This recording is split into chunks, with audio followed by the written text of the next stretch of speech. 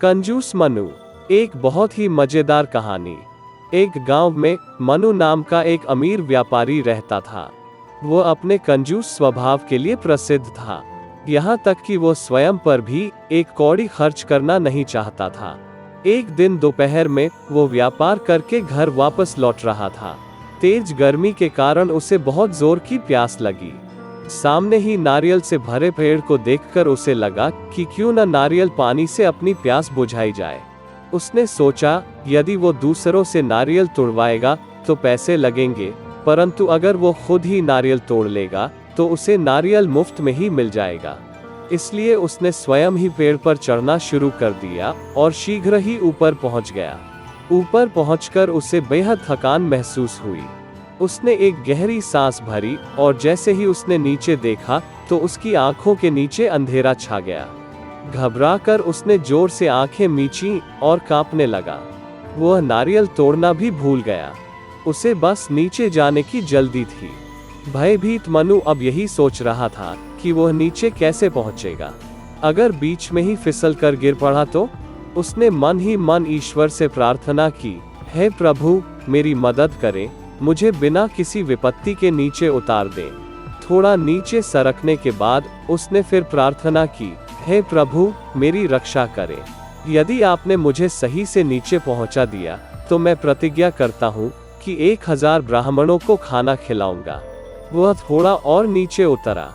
जब वो आधा रास्ता उतर आया तो उसकी कंजूसी उस पर हावी हो गई और उसने अपना मन बदल लिया। उसने फिर प्रार्थना की, प्रभु, आप महान हैं, मेरी रक्षा कीजिए। मैं नीचे सही सलामत पहुंच गया तो 500 ब्राह्मणों को भोजन कराऊंगा। वो उतरता रहा और प्रार्थना करता रहा। नीचे उतरने के साथ ही उसके ब्राह्मण भी कम होते गए।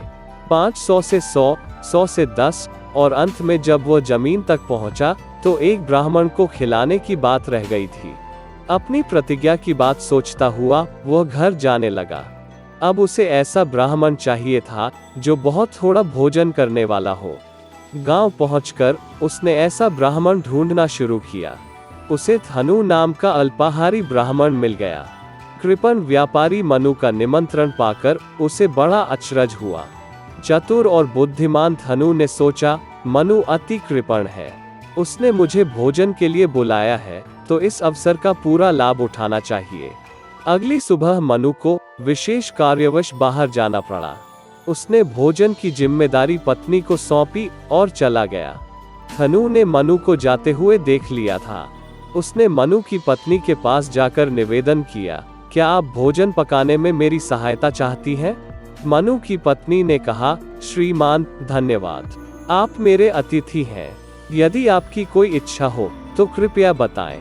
धनु ने कहा, कुछ विशेष तो नहीं, पर पर्याप्त व्यंजनों के साथ साथ कुछ मीठा भी अवश्य बना लीजिएगा। मैं मंदिर जा रहा हूँ, दोपहर में आ जाऊंगा। भोजन के लिए दोपहर में धनु आया। चांदी की थाली में परोसे भोजन को देख प्रसन्न होता हुआ बोला, अति उत्तम, भोजन तो मनपसंद है, पर आपने दक्षिणा हेतु 2 स्वर्ण मुद्राएं तो रख ली है ना? मनु की पत्नी इस प्रस्ताव से अचंभित रह गई। मनु ने तो ऐसा कुछ कहा ही नहीं था। उसने सोचा कि ब्राह्मण को भोजन के साथ दक्षिणा तो देनी ही पड़ेगी और उसने वैसा ही किया। धनु ने स्वरुचि भोजन किया। बचे हुए भोजन को समेटकर तथा दक्षिणा लेकर घर चला गया। जाते जाते उसने मनु की पत्नी को खूब आशीर्वाद दिया।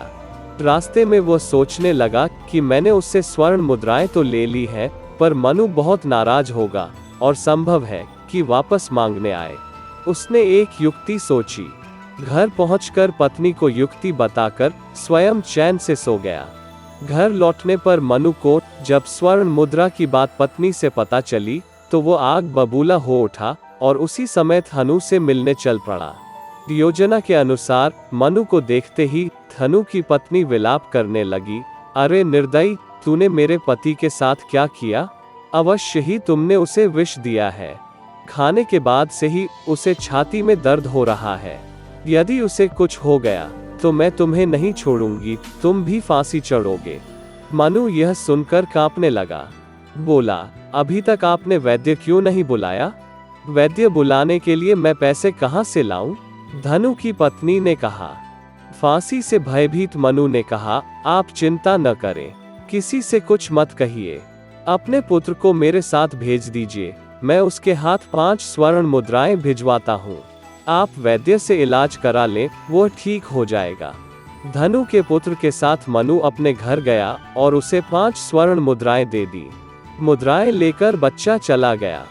भयभीत मनु फिर से ईश्वर से प्रार्थना करने लगा, हे प्रभु, मुझे फांसी से बचा देना, धनु को ठीक कर देना। मैं 1001 ब्राह्मणों को भोजन कराऊंगा।